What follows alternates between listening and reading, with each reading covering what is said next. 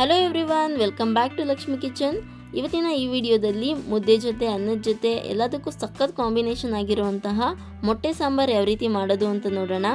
ತುಂಬಾ ಪರ್ಫೆಕ್ಟಾಗಿ ಸಾಂಬಾರಲ್ಲಿ ಮೊಟ್ಟೆ ಕಲಿಸ್ಕೊಳ್ಳಲ್ಲ, ಆ ರೀತಿ ಹೇಗೆ ಮಾಡೋದು ಮೊಟ್ಟೆ ಸಾಂಬಾರನ್ನ ಅಂತ ನೋಡೋಣ ಬನ್ನಿ. ಮೊದಲಿಗೆ ಮಸಾಲೆನ ಫ್ರೈ ಮಾಡ್ಕೋಬೇಕಾಗುತ್ತೆ. ಅದಕ್ಕೆ ಒಂದು ಪ್ಯಾನ್ಗೆ ಒಂದು 2 ಟೇಬಲ್ ಸ್ಪೂನ್ ಆಗುವಷ್ಟು ಎಣ್ಣೆನ ಸೇರಿಸ್ಕೊತಾ ಇದ್ದೀನಿ. ಎಣ್ಣೆ ಕಾದಾದ ನಂತರ 4 ಲವಂಗ, 1 ಏಲಕ್ಕಿ ಹಾಗೆ 2 ಪೀಸ್ ಆಗುವಷ್ಟು ಚಕ್ಕೆನ ಸೇರಿಸ್ಕೊತಾ ಇದ್ದೀನಿ. ನಂತರ ಒಂದು 3 ಪೀಸು ಶುಂಠಿನ ಸೇರಿಸ್ಕೊತಾ ಇದ್ದೀನಿ. ಹಾಗೆಯೇ 1 ಗೆಡ್ಡೆ ಆಗುವಷ್ಟು ಬೆಳ್ಳುಳ್ಳಿಲಿ ಒಂದು ಸ್ವಲ್ಪ ಸೇರಿಸ್ಕೊತಾ ಇದ್ದೀನಿ. ಅಂದರೆ ಶುಂಠಿ ಎಷ್ಟು ತೊಗೊಂಡಿರ್ತೀವೋ ಅದಕ್ಕಿಂತ ಜಾಸ್ತಿ ಬೆಳ್ಳುಳ್ಳಿನ ಸೇರಿಸ್ಕೋಬೇಕಾಗತ್ತೆ. ನಂತರ 1 ಈರುಳ್ಳಿನ ಮೀಡಿಯಮ್ ಸೈಜಲ್ಲಿ ಕಟ್ ಮಾಡಿ ಸೇರಿಸ್ಕೊಂಡು ಫ್ರೈ ಮಾಡ್ಕೊತಾ ಇದ್ದೀನಿ. ಈರುಳ್ಳಿ ಸ್ವಲ್ಪ ಫ್ರೈ ಆದ ನಂತರ ಮೀಡಿಯಮ್ ಸೈಜಲ್ಲಿ ಕಟ್ ಮಾಡ್ಕೊಂಡಿರುವಂತಹ 2 ಟೊಮೆಟೊ ಹಣ್ಣನ್ನು ಸೇರಿಸ್ಕೊತಾ ಇದ್ದೀನಿ. ಟೊಮೆಟೊ ಹಣ್ಣನ್ನು ಹಾಕಿ ಸ್ವಲ್ಪ ಟೊಮೆಟೊ ಸಾಫ್ಟ್ ಆಗಬೇಕು, ಅಲ್ಲಿವರೆಗೂ ಫ್ರೈ ಮಾಡ್ಕೋಬೇಕಾಗತ್ತೆ. ಈ ರೀತಿ ಫ್ರೈ ಮಾಡಿಕೊಂಡ್ರೆ ಸಾಂಬಾರು ತುಂಬಾ ಟೇಸ್ಟಿಯಾಗಿ ಬರುತ್ತೆ. ಒಂದು 1/4 ಕಪ್ ಆಗುವಷ್ಟು ತೆಂಗಿನಕಾಯಿನ ಸೇರಿಸ್ಕೊತಾ ಇದ್ದೀನಿ. ನೀವು ತೆಂಗಿನಕಾಯಿ ತುರಿಬೇಕಾದರೂ ಸೇರಿಸ್ಕೋಬೋದು, ನಾನಿಲ್ಲಿ ತೆಂಗಿನಕಾಯಿನೇ ಸೇರಿಸ್ಕೊತಾ ಇದ್ದೀನಿ. ಈಗ ಇದು ಕಂಪ್ಲೀಟಾಗಿ ಫ್ರೈ ಆಗಿದೆ. ಇದನ್ನು ಸ್ವಲ್ಪ ಹೊತ್ತು ಕೂಲ್ ಆಗೋದಕ್ಕೆ ಬಿಡಬೇಕು. ನಂತರ ಒಂದು ಮಿಕ್ಸರ್ ಜಾರ್ಗೆ ಸೇರಿಸ್ಕೋಬೇಕಾಗತ್ತೆ. ನಮ್ಮ ಕಡೆ ಮೊಟ್ಟೆ ಸಾಂಬಾರನ್ನ 2 ರೀತಿ ಮಾಡ್ತೀವಿ. ಇದೊಂದು ಮೆಥಡ್ ಆದರೆ ಇನ್ನೊಂದು ಮೆಥಡು, ಅದನ್ನು ಕೂಡ ನಾನು ನೆಕ್ಸ್ಟ್ ಬರುವಂತಹ ವಿಡಿಯೋದಲ್ಲಿ ಅಪ್ಲೋಡ್ ಮಾಡ್ತೀನಿ. ಈಗ ಮಸಾಲೆನೆಲ್ಲ ಮಿಕ್ಸರ್ ಜಾರ್ಗೆ ಹಾಕ್ಕೊಂಡು ಒಂದು ರೌಂಡು ಮಿಕ್ಸಿ ಮಾಡ್ಕೋಬೇಕಾಗತ್ತೆ. ನಂತರ ಇದಕ್ಕೆ ಒಂದು 2 ಟೇಬಲ್ ಸ್ಪೂನ್ ಆಗುವಷ್ಟು ಸಾಂಬಾರು ಪುಡಿನ ಸೇರಿಸ್ಕೋಬೇಕು. ಅಂದರೆ ನಾವು ನಾನ್ ವೆಜ್ಗೆಲ್ಲ ಬಳಸ್ತೀವಲ್ವ, ಆ ಸಾಂಬಾರು ಪುಡಿನ ಸೇರಿಸ್ಕೋಬೇಕಾಗುತ್ತೆ.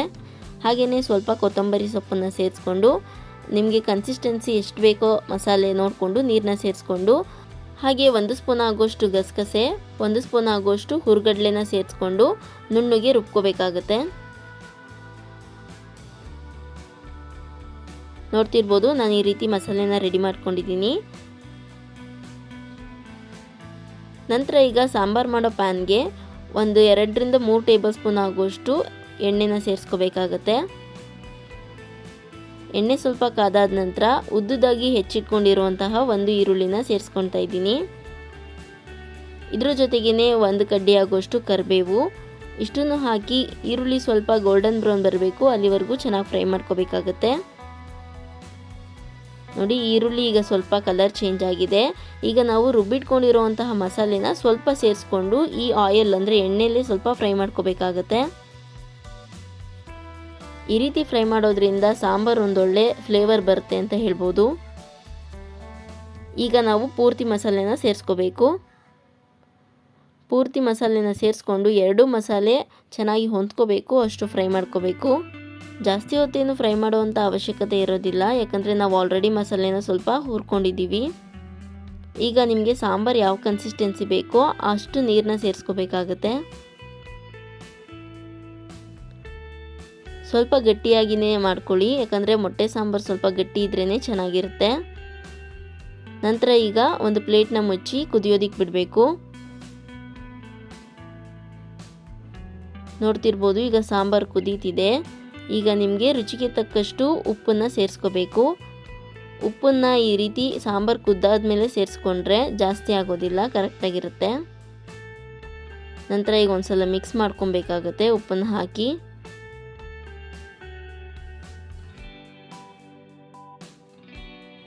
ನೋಡ್ತಿರ್ಬೋದು, ಈಗ ಸಾಂಬಾರು ರೆಡಿಯಾಗಿದೆ. ಈಗ ಇದಕ್ಕೆ ಮೊಟ್ಟೆನ ಸೇರಿಸ್ಕೋಬೇಕು. ಈ ಮೊಟ್ಟೆನ ಸೇರಿಸ್ಕೊಳ್ಳೋ ಟೈಮಲ್ಲಿ ಗ್ಯಾಸ್ನ ಕಂಪ್ಲೀಟಾಗಿ ಆಫ್ ಮಾಡಿಬಿಡಿ. ಗ್ಯಾಸ್ ಫ್ಲೇಮ್ನ ಕಂಪ್ಲೀಟಾಗಿ ಆಫ್ ಮಾಡಿಬಿಟ್ಟು ಈ ರೀತಿ ಒಂದು ಬೌಲ್ಗೆ ಮೊಟ್ಟೆನ ಸೇರಿಸ್ಕೊಂಡು ಎಲ್ಲ ಕಡೆ ನೀಟಾಗಿ ಹಾಕ್ಕೊಳ್ಳಿ. ಒಂದು ಸ್ವಲ್ಪ ಕೂಡ ಕಲಿಸ್ಕೊಳ್ಳೋದಿಲ್ಲ, ಮೊಟ್ಟೆ ನೀಟಾಗಿರುತ್ತೆ. ಈ ರೀತಿ ಎಲ್ಲ ಮೊಟ್ಟೆಗಳನ್ನು ಸೇರಿಸ್ಕೊಂಡು ಈಗ ಗ್ಯಾಸ್ನ ಆನ್ ಮಾಡಿ ಕಂಪ್ಲೀಟ್ ಲೋ ಫ್ಲೇಮಲ್ಲಿ ಬೇಯಿಸ್ಕೋಬೇಕಾಗುತ್ತೆ. ಒಂದು ಪ್ಲೇಟ್ನ ಮುಚ್ಚಿ ಕರೆಕ್ಟಾಗಿ ಒಂದು 5 ನಿಮಿಷ ಲೋ ಫ್ಲೇಮಲ್ಲಿ ಬೇಯಿಸ್ಕೊಂಡ್ರೆ ಮೊಟ್ಟೆ ಸಾಂಬಾರು ರೆಡಿಯಾಗಿರುತ್ತೆ.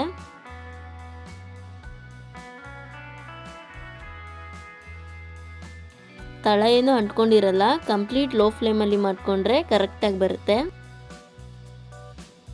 ನೋಡಿ ಎಷ್ಟು ಚೆನ್ನಾಗಿ ಕಾಣಿಸ್ತಾ ಇದೆ ಅಲ್ವಾ. ಸಾಂಬಾರು ಕೂಡ ಅದೇ ಕನ್ಸಿಸ್ಟೆನ್ಸಿಯಲ್ಲಿದೆ. ಈಗ ನೀವು ನೀಟಾಗಿ ಮಿಕ್ಸ್ ಮಾಡಿಕೊಂಡು ಸಾಂಬಾರನ್ನ ಒಂದು ಕುದಿ ಕುದಿಸ್ಕೊಂಡ್ರೆ ಮೊಟ್ಟೆ ಸಾಂಬಾರು ರೆಡಿ ಆಗುತ್ತೆ.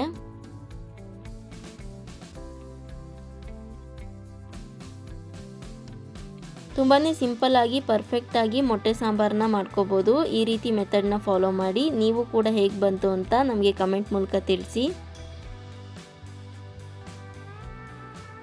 ಸೊ ಈ ವಿಡಿಯೋ ನಿಮಗೆ ಇಷ್ಟ ಆಗಿದ್ದರೆ ಲೈಕ್ ಮಾಡಿ, ಶೇರ್ ಮಾಡಿ ಆ್ಯಂಡ್ ಕಮೆಂಟ್ ಮಾಡಿ. ಮತ್ತಷ್ಟು ಹೆಚ್ಚಿನ ರೆಸಿಪಿ ವಿಡಿಯೋಗಳಿಗಾಗಿ ನಮ್ಮ ಚಾನಲ್ನ ಸಬ್ಸ್ಕ್ರೈಬ್ ಮಾಡ್ಕೊಳ್ಳಿ. Thank you for watching.